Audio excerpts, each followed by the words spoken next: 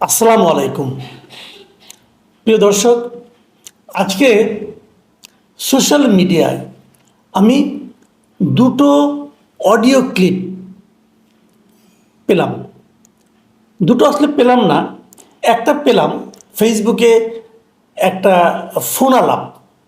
Phone আলাপের audio clip 8 minute 27 সেকেন্ডের।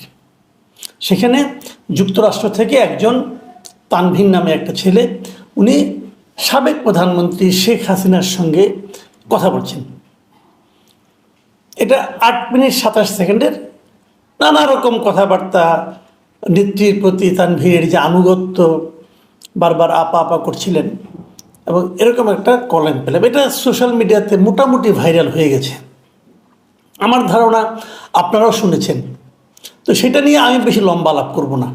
এখানে ছোট্ট একটা পয়েন্ট বলবো। এখানে কি ছিল, এখানে আমার কাছে যে জিনিসটা সবচেয়ে চুম্বক মনে হয়েছে, গুরুত্বপূর্ণ, সেটা হলো শেখ হাসিনা বলেছেন সেখানে যে উনি নাকি বাংলাদেশ সীমান্তের খুব কাছাকাছি একটা জায়গায় আছেন।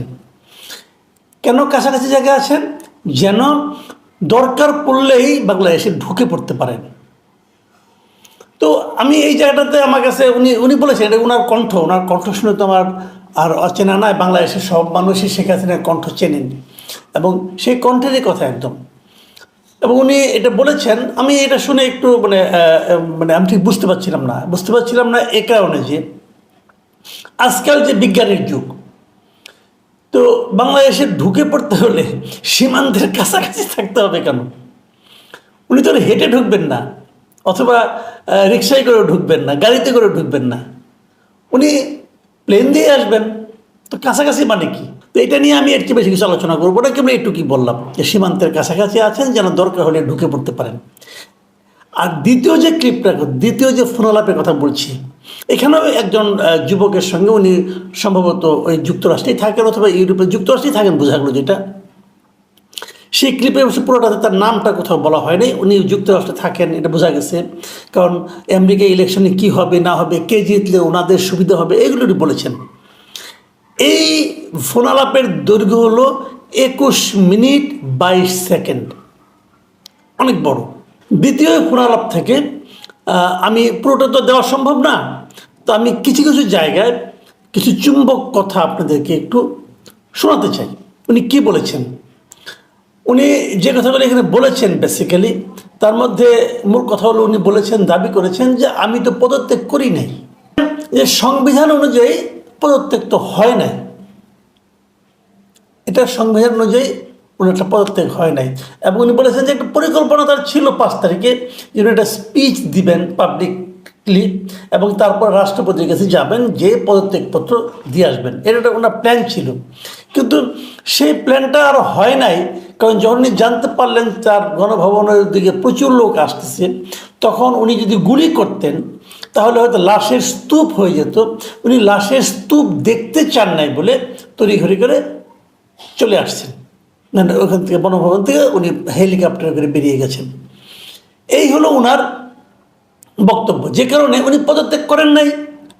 অতএব সংবিধান অনুযায়ী উনি এখনো দেশের বৈধ প্রধানমন্ত্রী। এই হলো ওনার বক্তব্য। কনস্টিটিউশনের আর্টিকেল 57 অনুযায়ী যেভাবে পদত্যাগ করতে হয়, জি আপা। আমার কিন্তু সেভাবে পদত্যাগ করা হয়নি। আচ্ছা।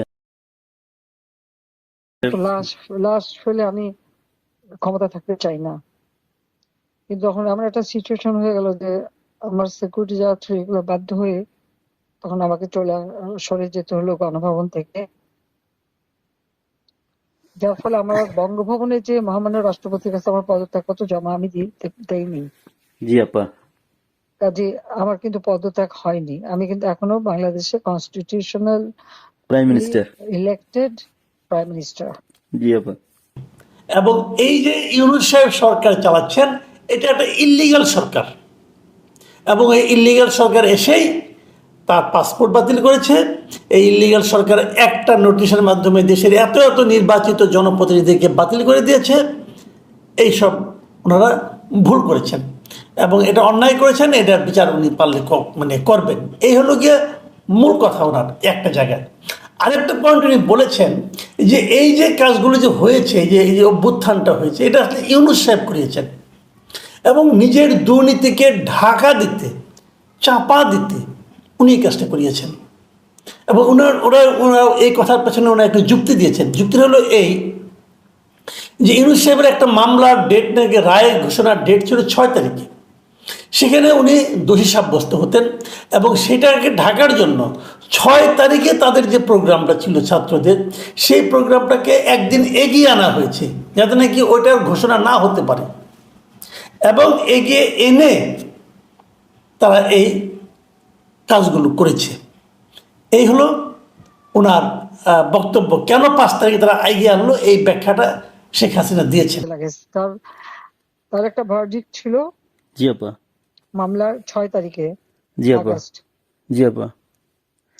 ওরা যাতে না হতে পারে সেজন্য সে 5 তারিখে আগায় নিয়ে আসে। আর 5 তারিখে শেখ হাসিনা ওই মামলা সম্পর্কে বলেছেন এক জায়গায়, ওই মানে ফোন কলের মধ্যে, যে ইউনূস সাহেবের কোর্টের ভার্ডিক্ট ছিল প্রায় 655 কোটি টাকা তার কাছে পাওনা ছিল। এটা এই 6 তারিখে আসার কথা ছিল। এছাড়া ইউনূস সাহেব নাকি গ্রামীণ টেলিকমের 26,000 কোটি টাকা মানি লন্ডারিং করছে, করে বিদেশে পাঠিয়ে দিয়েছে।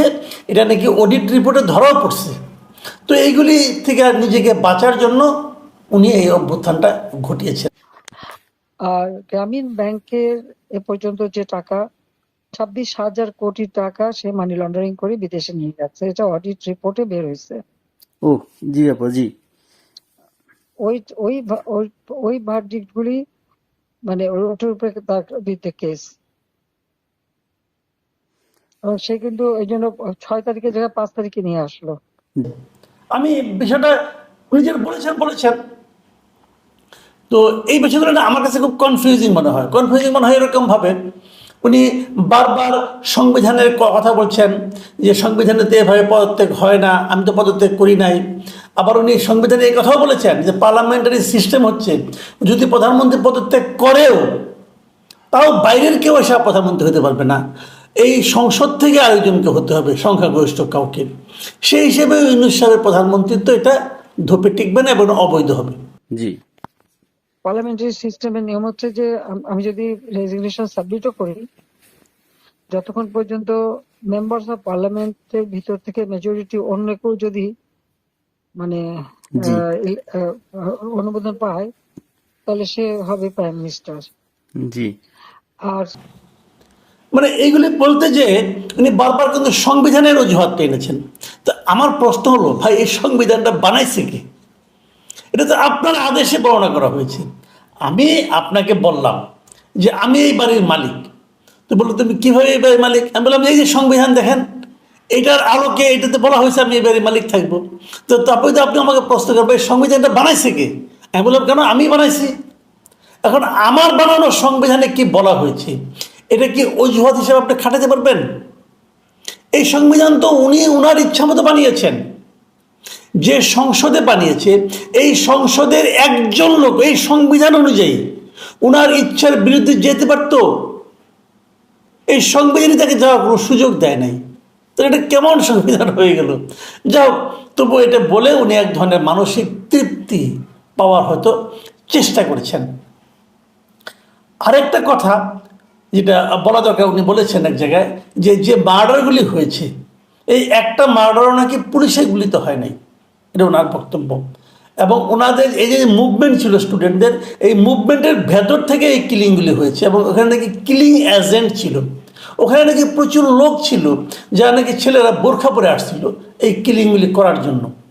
তো এই ধরনের দৃশ্য কেউ দেখেছেন কিনা আমি জানি না, যে বোরখা পরে কোনো পুরুষ মানুষ এই কিলিং এজেন্ট হিসেবে ভিতরে ছিল কিনা আমি জানি না। এবং আরেকটা বলেছেন যে যে অস্ত্র দিয়ে মারা হয়েছে, যে বুলেট দিয়ে মারা হয়েছে, সেই বুলেটগুলি তো পুলিশের ছিল না, এটা ওই কিলিং এজেন্টের ছিল। এইগুলি নিয়ে নাকি একটা অনুসন্ধান হলে অনেক কিছু বেরিয়ে আসবে। যে কটা মার্ডার হয়েছে পুলিশের গুলিতে কিন্তু হয়নি। জি আপা। মানে কিলিং ওদের ওদের মুভমেন্টের ভিতরে কিলিং এজেন্ট ছিল। জি আপা। এবং ওরা যে বুলেটটা ব্যবহার করছে সেটা জি আপা। ওদের অ্যাডভাইজার শওকত সাহেব আর্মির লোক, জি আপা। তিনি নিজেই বলছেন যে এই বুলেট তো পুলিশের কাছে থাকে না। তো এগুলো শোনার পর যার সঙ্গে কথা বলছিলেন তিনি বারবার তাকে বলছিলেন যে আপা আপনি তাহলে একটা স্পিচ দেন, সেই স্পিচটা রেকর্ড করে আমরা সবাইকে শোনাই। উনি বলেছেন যে না, উনি এখন কোনো স্পিচ দেবেন না, তবে এই ধরনের টেলিফোন করলে উনি কথা বলবেন।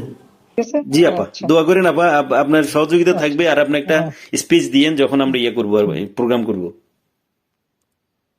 না, আমি স্পিচ দেবো না, আচ্ছা ঠিক আছে আপা। আমি এমনি তোমাদের কথাই বলবো। হ্যাঁ, হ্যাঁ ঠিক আছে আপা, দোয়া করেন আমাদের ঠিক জন্য, আছে। এইটাই আমাদের জন্য অনেক কিছু। আচ্ছা, আপনার দোয়া থাকলে ইনশাল্লাহ আচ্ছা, অনেক কিছু করতে পারবো।